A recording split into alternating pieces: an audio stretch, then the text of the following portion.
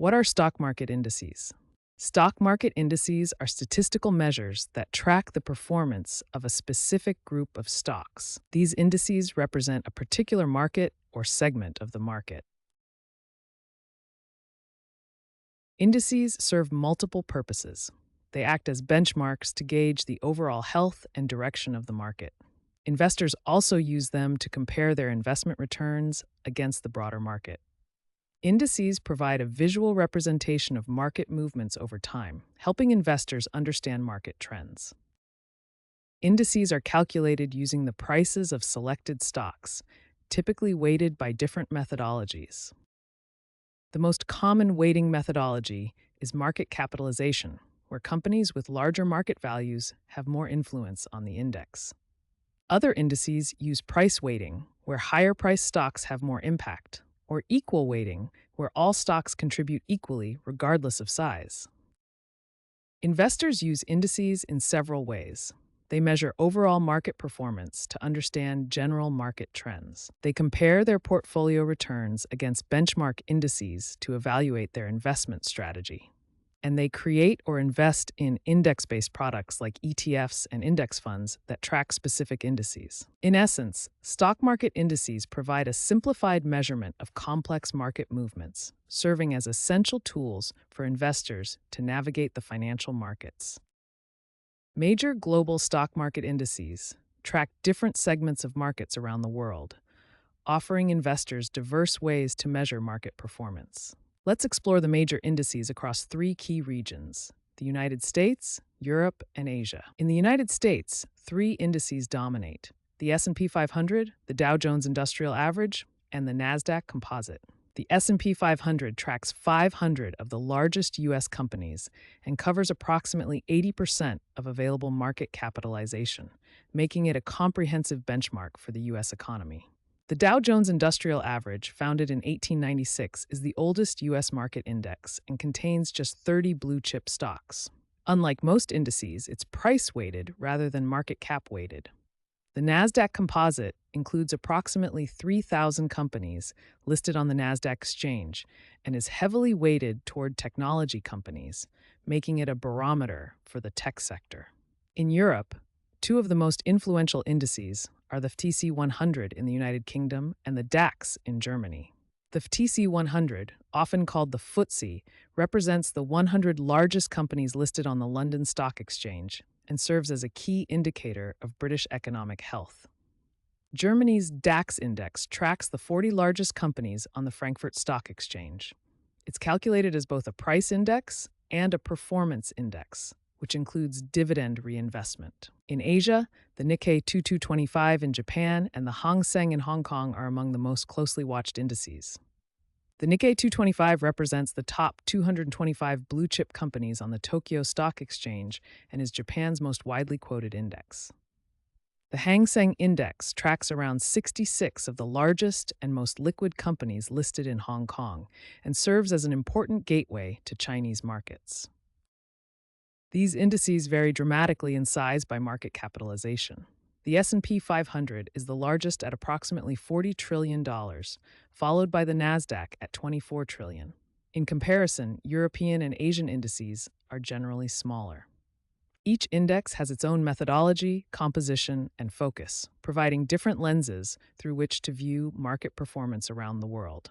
Sector and industry-specific indices track particular segments of the economy, allowing for more focused market analysis. Unlike broad market indices that track entire markets, sector indices focus on specific economic segments. The market can be divided into various sectors, each representing a different segment of the economy. Technology, healthcare, and financials typically make up the largest portions. There are numerous sector and industry-specific indices across global markets. Some of the most important ones include the MSCI World Information Technology Index, the S&P Global Clean Energy Index, and the Nasdaq Biotechnology Index. Different sectors show varying performance over time. Over the past 5 years, technology has significantly outperformed other sectors, while traditional sectors like energy have experienced more volatility. Within broad sectors like technology, there are more specialized industry-specific indices. For example, the technology sector includes indices tracking semiconductors, software, hardware, internet companies, and fintech. Sector and industry-specific indices provide several benefits for investors. They allow for targeted exposure to particular industries, help compare sector performance, serve as benchmarks for sector funds, identify market trends, and support diversification strategies. Index funds and exchange-traded funds, or ETFs, are popular investment vehicles designed to track specific market indices. An index fund is a type of mutual fund with a portfolio constructed to match or track the components of a market index, such as the Standard & Poor's 500 index. An ETF, or exchange-traded fund, is similar but trades like a stock on an exchange, offering intraday liquidity. Both represent passive investment strategies, which differ significantly from active management in terms of cost and approach. Passive index funds typically charge much lower fees than actively managed funds. The average expense ratio for index funds is around 0.1% compared to 0.8% for active funds. Index funds track their target index by holding the same securities in similar proportions. This chart shows how closely an index fund follows its benchmark. The main benefits of index funds and ETFs include low costs, broad diversification, transparency, tax efficiency, and simplicity. Some of the most popular index funds and ETFs include Vanguard's S&P 500 ETF, SPDR S&P 500 ETF Trust, iShares MSCI Emerging Markets ETF, and Invesco QQQ Trust. While index mutual funds and ETFs both track indices, they differ in several key aspects, including how they trade, minimum investment requirements, tax efficiency, and availability. The popularity of index funds has grown tremendously over the past decade, with assets under management increasing from about $1 trillion in 2010 to over $12 trillion by 2022.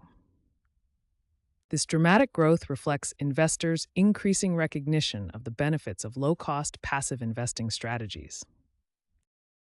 Stock market indices serve as powerful analytical tools for investors and market analysts. First, indices help identify market direction and trends.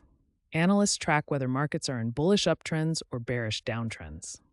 Second, indices allow investors to compare performance across different regions or sectors, helping identify areas of strength and weakness. Third, indices help detect rotation between investment styles, such as growth versus value, which often happens at different stages of market cycles. Fourth, technical analysts study index charts for pattern recognition and identify key levels of support and resistance to inform trading decisions. Finally, indices help measure market volatility through metrics like the VIX, often called the fear gauge, which tracks expected market volatility based on S&P 500 options pricing.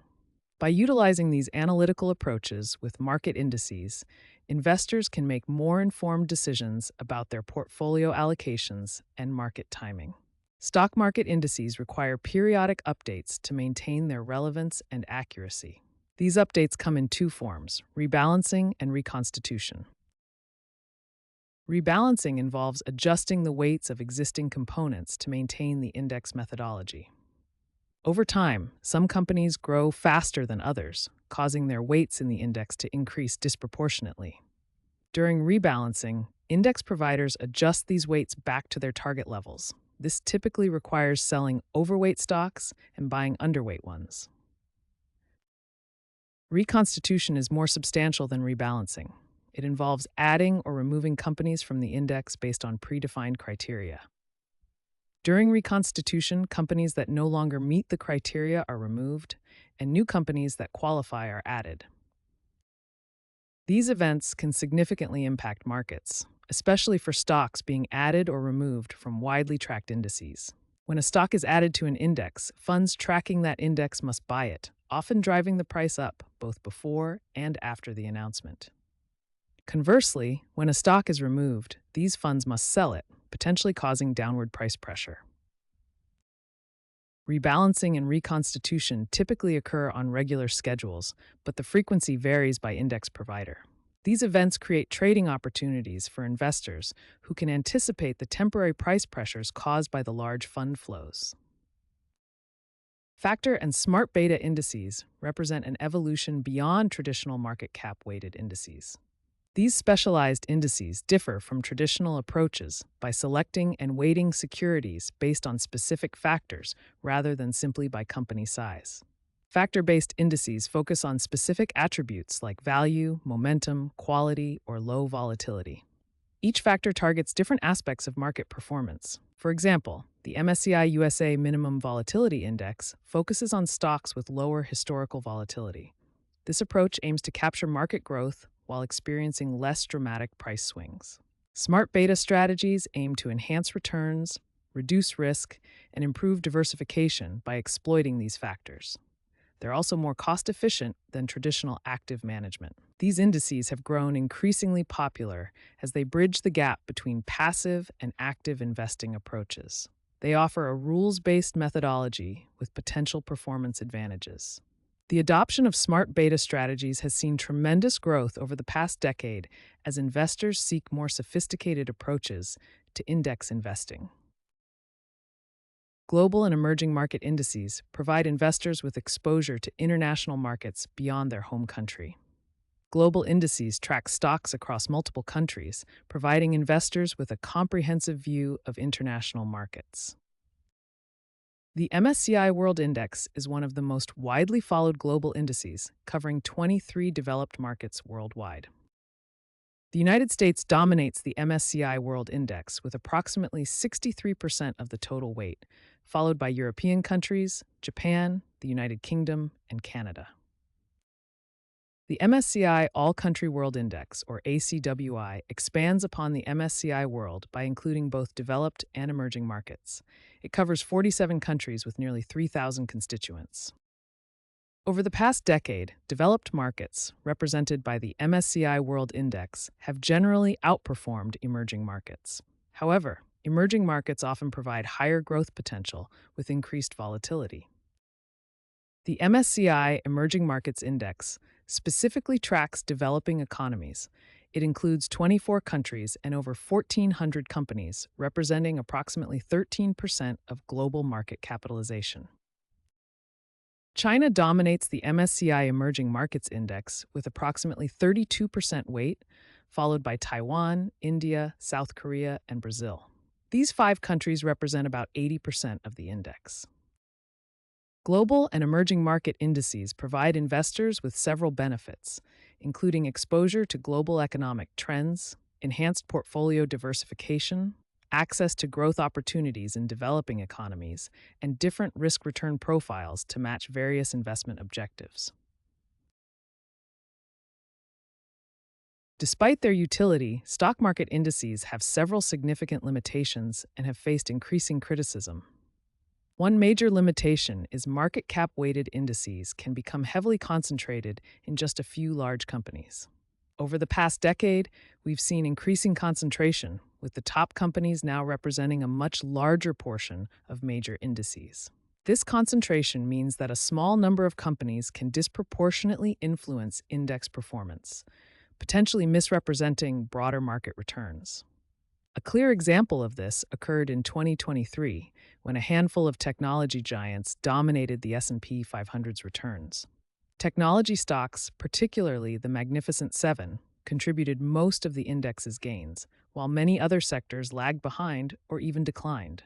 Another significant issue is survivorship bias. Indices typically only include successful companies, while removing those that have declined or failed. When companies fail or decline significantly, they get removed from the index. This can create an upward bias in long-term index performance data. Critics also argue that the rise of passive index investing has created market inefficiencies, as index funds buy stocks regardless of their fundamental value. This mechanical buying can potentially inflate the prices of index constituents while ignoring company fundamentals, creating price distortions and reducing market efficiency. Different indices also use varying calculation methodologies, which can lead to significantly different performance results. For example, market cap-weighted indices give more influence to larger companies, while equal-weighted indices treat all companies the same regardless of size. Given these limitations, index selection becomes an important consideration for investors. Understanding how an index is constructed is crucial for proper investment decisions. Investors should be aware of concentration risks, consider diversification across different indices, and understand the potential biases in index performance data.